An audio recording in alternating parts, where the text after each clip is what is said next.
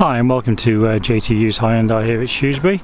Just going to go through the basic controls on our demonstrator. This is the Kona hybrid. This is the mid-spec premium model. So keyless entry. So you've got the buttons on the doors to lock and unlock the car. Just get inside.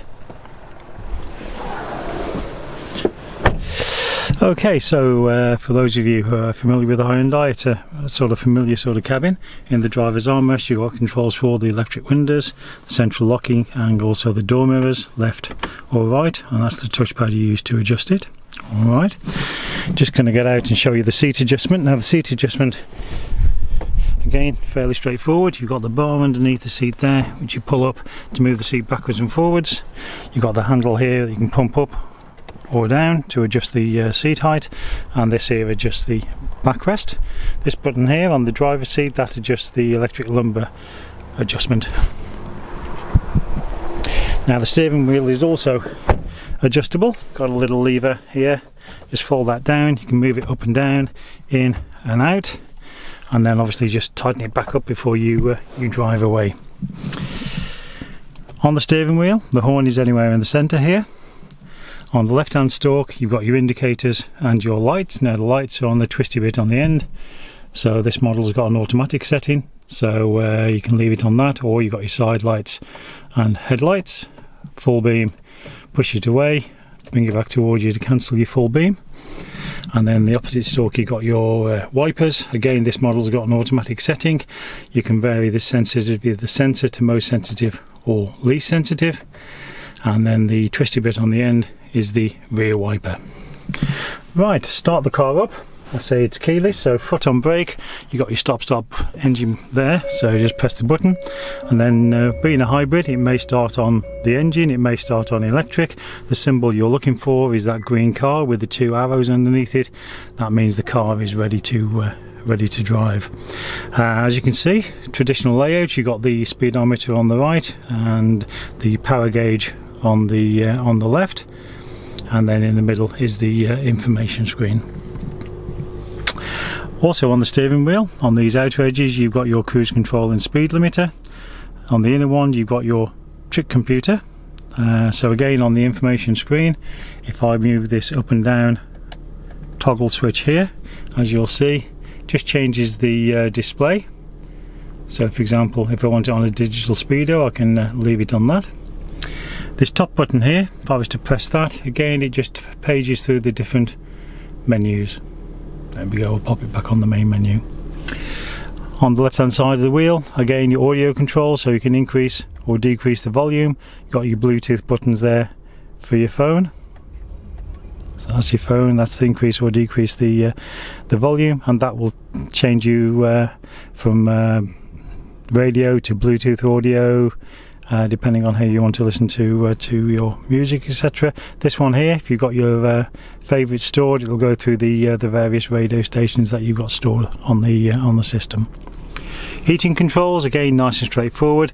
You've got climate control in this vehicle, so you can just set the temperature, press automatic, the car will look after it for you, or of course you can decide where you want the air to be directed to. You can actually put it on driver only, which obviously helps with the fuel consumption and everything as well. You got your front demist, as you can hear, that's fired everything up to the screen. Press that, it goes back to its previous setting. That's your heated rear screen. If you want to turn the aircon off manually, you can just press that button until the blue light goes out, or as I say, you can press automatic with the climate control and the car will look after it for you. In the little space here you've got a wireless charging area, as well as a USB and a couple of power sockets, and then you've got the automatic gear selector. So again, to change from park where it is at the moment into drive, there's a little button at the front of the gear selector there, so just press that in, foot on foot brake, and obviously pop it into drive, and she's ready to go. With reverse, if you pop in reverse, as you can see, you get the rear parking camera, rear sensors all come into life as well for you. And with this model you got the electronic parking handbrake, so again, to apply the handbrake you just pull the button up, and as you can see you got the handbrake light, warning light on the dashboard, and to take the handbrake off you put on foot brake and you press it down There you go, and the handbrake light goes off. You've also got paddles on the steering wheel, so again, if you wanted to, you can instruct the car to change gear, but most people have an automatic, so it can drive you. Multimedia system, so again, you've got digital radio, satellite navigation, which is all TomTom Live. You've got Apple CarPlay, Android Auto, all built into the system, as well as you've got what we call Live. So this car is connected, for want of a better term. You can connect it up to your smartphone, etc. So for example, the radio, if I want the radio full screen, I can just press that button there. You can increase or decrease the volume. Obviously you can choose different radio stations. If I go back to the home button, again, that obviously the home button, again, I can have the map full screen if I want. Set the volume of the navigation. Guidance will be at this volume. You can even mute it, which obviously is quite a nice feature. And this button here, again, you can zoom in, zoom out as well. So I'll just pop it back on home, just turn the radio off. If I go through the other menus, I say you've got Blue Link, where you can connect your phone and you can see where the car's parked. You can lock and unlock it. Android Auto, Apple CarPlay, those are all on there for you as well.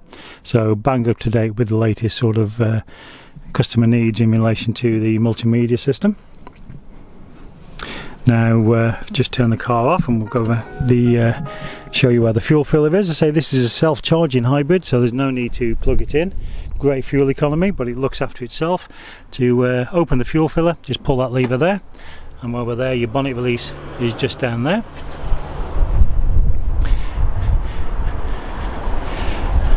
And as you can see, normal unleaded, it's all tethered, so just unscrew the cap, pop it in, fuel in, and then tighten it back up.